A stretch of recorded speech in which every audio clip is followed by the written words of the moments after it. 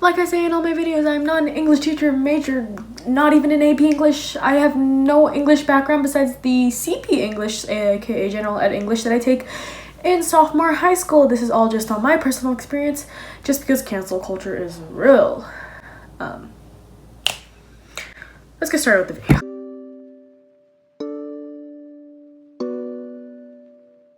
As Grammarly literally says, writing's really not that easy. If anything, it's very, very, very straightforward, and for the sake of everyone else's, but mostly my sanity, I'm gonna split this video into 2 parts. This is 4. 2 parts. How to write, like actually how to write, and how to publish. Those are 2 very different things, and they're all in the subcategory of how to start writing. I also forgot to mention that I can't make sit-down videos to save my life, so just like follow along, please, okay? But thank you. The bare bones of writing anything is conflict and character. That is it. You need a problem and you need someone who's going to solve that problem. However, the bare bones in a story is the combination of conflict, character, and an idea. Those 3 things are the starter pack of writing. A conflict is the problem, character is the people who are going to solve the problem, and the idea is the concept behind all of it. Once you have that, there's a very easy set of steps to follow. First, pick a tense, past, present, or future. I'm warning you, almost no one writes in future. If you can, great, good for you. Another thing that you should keep in consideration is point of view. There's first, second, and third. First person point of view is in the perspective of yourself, so I am doing something. Second person point of view, which is a lot of Times Reader or X Reader, a lot of YN online books are in the perspective of the puppet master, so you are doing something. And the third person point of view is, as we all know, the narrator, so they are doing something. Keep it tense and keep a point of view same throughout the whole entire story. Do not change them without a purpose, and oftentimes there is no purpose. Just stick to the point of view and stick to the tense and you'll be good. And then after you have that, you can start writing. Most humans have really, really short attention spans, so the easiest way to get someone to start reading your book and stay for the ride is with the hook. Start off with the conflict right away or something really interesting. For example, one of my favorite hooks from a book was, I opened my eyes to see the sight of a dead body on the garage floor. The only problem was, I remember killing 2.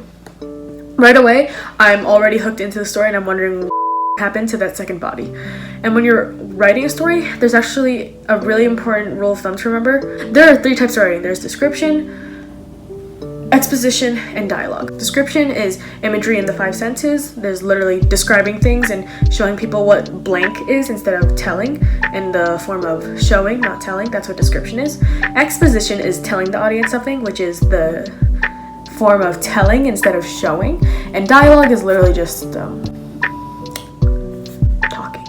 When writing all 3 of those components, it's important to know the pace that you want to go at.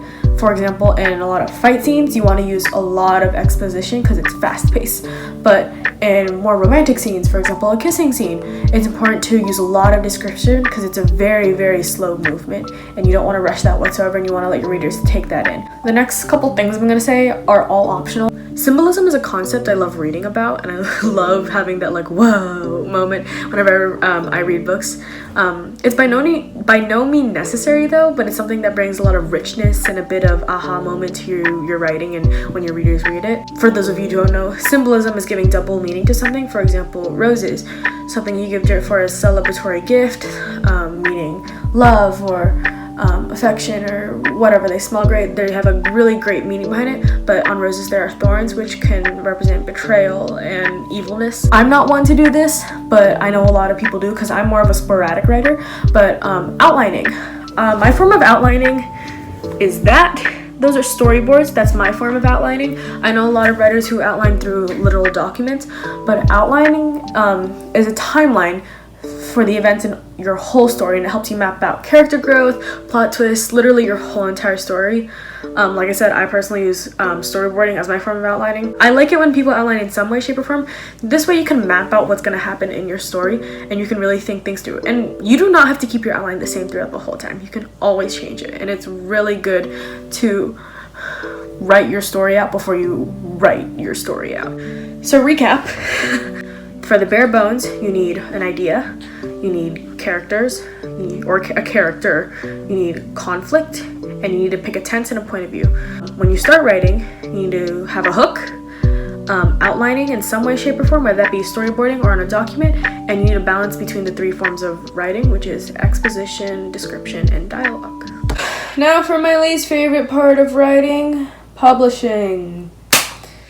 Some people want to join publishing companies and whatnot, but that's not what I'm going to be talking about. I'm going to be talking about publishing online, like getting your stories out on Wattpad or AO3. That's what I'm going to be talking about. So if you're looking for a publishing company, that's not me.